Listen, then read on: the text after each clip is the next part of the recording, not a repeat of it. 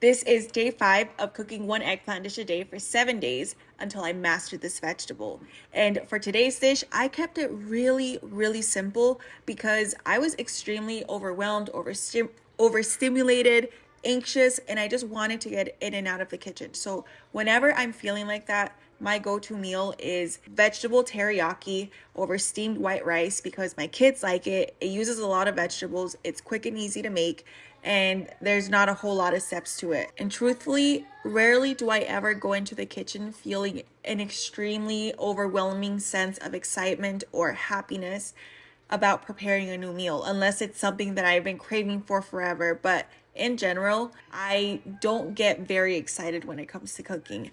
And some days are better than others, but some days I just feel so tired and overwhelmed that cooking is the last thing I want to do. It's only recently that I've felt a lot more comfortable being able to say I don't like cooking out loud because it's been a huge part of my life since forever. I started cooking when I was 13 years old when my mom got really sick. Prior to that, I would help her in the kitchen all of the time because I'm the oldest of 6 children. And when I was in middle school, my mom began to get very sick. And at one point, she was in a coma, and we had food for a few days because people from church and relatives were bringing things over. But we didn't know when she was going to wake up. And growing up, we did not have a lot of money, and neither did the people that we knew.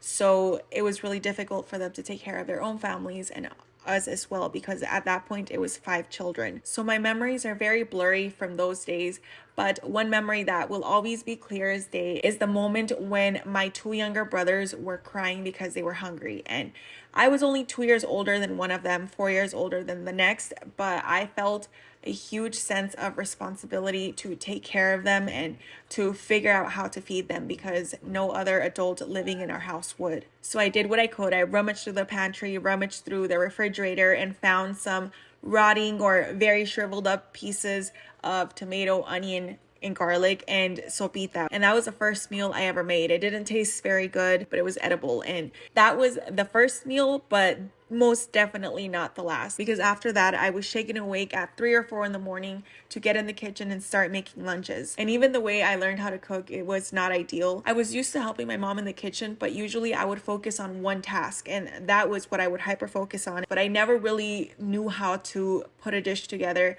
how to saute anything or season things. I had to figure that out on my own, and by getting my mom's hospital room at times and calling her and asking her for recipes, or spending my weekend mornings not watching cartoons but instead watching cooking shows on Channel 8 to figure out how to cook by watching and listening to these home cooks and chefs. And so my first introduction to a kitchen was not a very positive one. So oftentimes whenever I am in the kitchen, I'm actually not feeling the most upbeat or positive, and sometimes I feel like I have to force myself to be.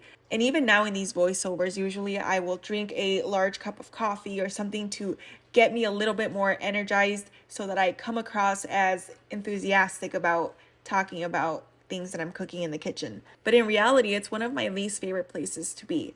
And gardening has actually helped me a lot with that, because by being able to grow things from all over the world and be able to see how they form from seed to an actual fruit has definitely brought a lot more excitement to my kitchen. But there are still days when I still dread getting into the kitchen, especially when it's been a very long or busy day and I'm trying to avoid feeling overstimulated, which the kitchen can often be. So on days like these, a wok full of teriyaki vegetables over steamed white rice is the perfect comfort meal mentally for me.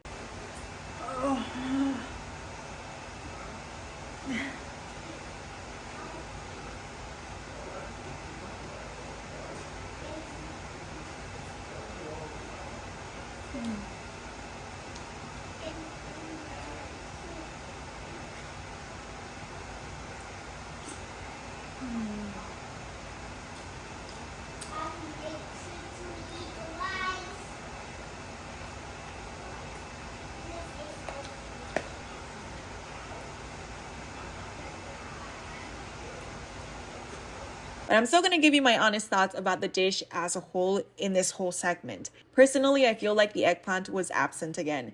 It just kind of blended in with all of the other vegetables. And I think that's because if I really want the eggplant to be the star of the show, I have to switch it up a lot more. Maybe I have to add different seasonings and prepare it differently, because I tried coating it in cornstarch and that definitely made it way more tender, but the taste was still the same. I thought it would get really crunchy on the outside like tofu does, but it's a lot drier, so the cornstarch fell off of it a lot, but it still was able to tenderize it quite a bit. But overall, it wasn't a bad dish. I would give it a 7.5 out of 10 just because it's a go-to staple, but it's nothing outstanding. This is what I used to make with eggplant. Back then, I thought it was really, really good, and now I'm like, no, girl, there's better things out there. I just have to keep working at it.